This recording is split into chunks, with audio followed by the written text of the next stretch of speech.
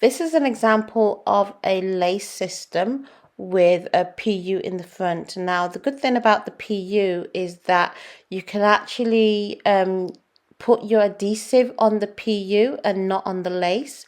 What I really like about the lace is the fact that it's really light and also breathable. And when it's placed against your scalp, it does look as if your hair is growing from your scalp. Here's another type of lace. This is a finer lace, but it's also connected in the front with silicone. So you can see there's a bit of silicone right at the front and at the sides and the edges and at the back as well. And again, depending on what you're trying to achieve will determine the type of material you're going to use.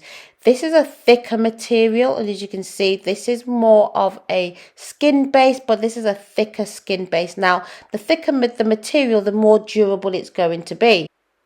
So if you're using silicones, the likelihood is that you're going to be using bonding glue during installation as opposed to the double-sided tape.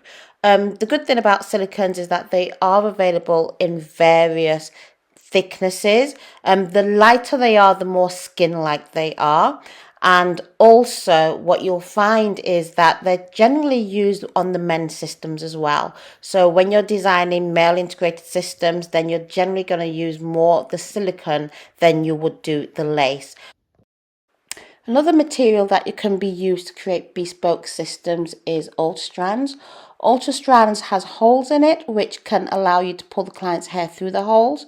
The hole sizes come in small, medium and large. The system itself is very, very light, and when combined with other systems works out really well. With Ultrastrands on its own, you'll be attaching it directly with beads to the areas that it is required.